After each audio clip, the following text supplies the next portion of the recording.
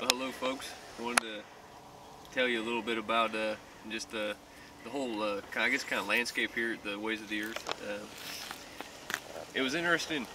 What was it, back in April, early May? Um, some members from the board of the Ways of the Earth came out here to look at different areas around here for land, and that could be potential for the Ways of the Earth. And we were around several different places, and this was one. I think on the last day we were able to make it out here and everybody get up here. We had trouble getting up our road and everything. It's pretty rough and rocky getting up there. There's some spots we're gonna definitely still need to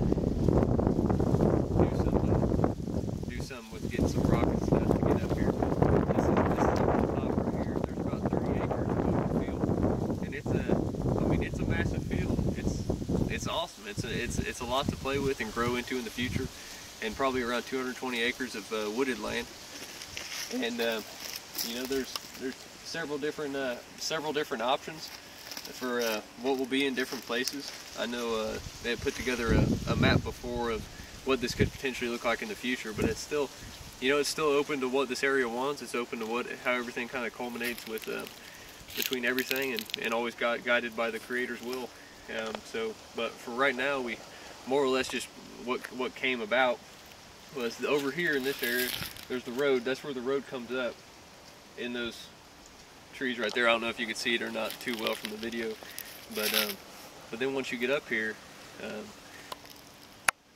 Debbie's shelter area is over there where that teepee is. It's on that ridge and a little further back with the spiral lodge that she's working with right now.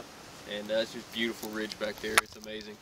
And James is down the road and to the left a little bit is where he's putting his earth lodge and stuff. And it's just it's been beautiful.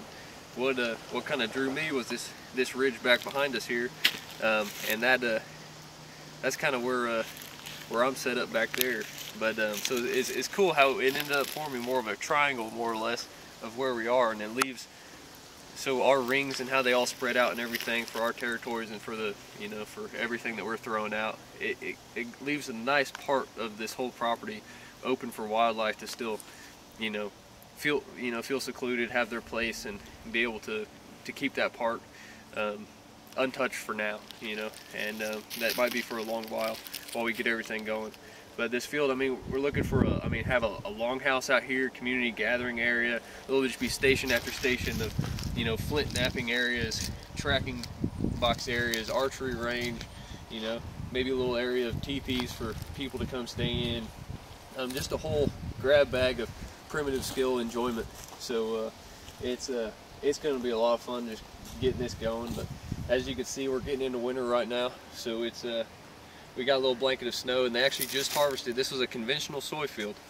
So it was weird because when everybody came out, we looked at all these different areas of land, and all these other spots of land were just beautiful, and we're thinking, oh, this will be the place, this will be the place. And I was for sure that there was going to be another area down in the fields that are actually just numbered. They don't have names or anything. 7, 8, and 9 is their numbers. And I'm thinking, that's where it's going to be, that's where it's going to be. And but then when we got up here, the feeling shifted, and it was just like, is this the place? And I'm thinking, I talked to Debbie and Karen, and they were out here, and Cadence and everybody, and we're just like, is this the place? I mean, this field's going to take a long time, a lot of care to look after. I mean, you got the chemicals that have been used on it. The soil's been raped. Just I mean, no offense to any farmers out there, but as we know, working with the soils, organic matter is very important. Carbon sequestering is very important. As you open up a field like this, the carbon's being released, everything's just being shot, and the 2,4-D with the Roundup spray and everything else, it does a lot to change the environment in a very unfortunately negative way, and going down into waterways and everything else. So I'm thinking, this can't be it, and then so and then when I got up to Debbie, talking to her and Karen, just like, wow. And they're sitting there, no, this is it. I'm like, wow. Think about it. As a caretaker, where would we want to be? Where's the place where we need to be the most? Where our tools that we have in our toolbox, where are they needed the most? And this land, this needs the healing, this needs the care. So it's like, wow, just immediately humbled me, just, wow, you're right in every single kind of way. So this is it, and it's been nothing but miracle after miracle up here, and as everything's coming together. And yeah, we've had some struggles, whether financially with funding this, that, and the other. But everything just keeps coming together. Everything that we need is met step by step.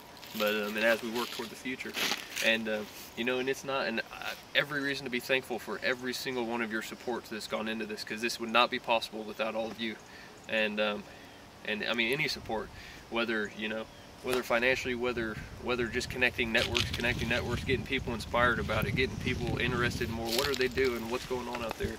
I mean, all of this has just been so incredible, and this is all coming together. So it's just this is beautiful. But this is the field. I mean, we'll try and walk you more around it in the future to show you all the different nooks and crannies. Because like I said, 30 acres. It's a lot of land.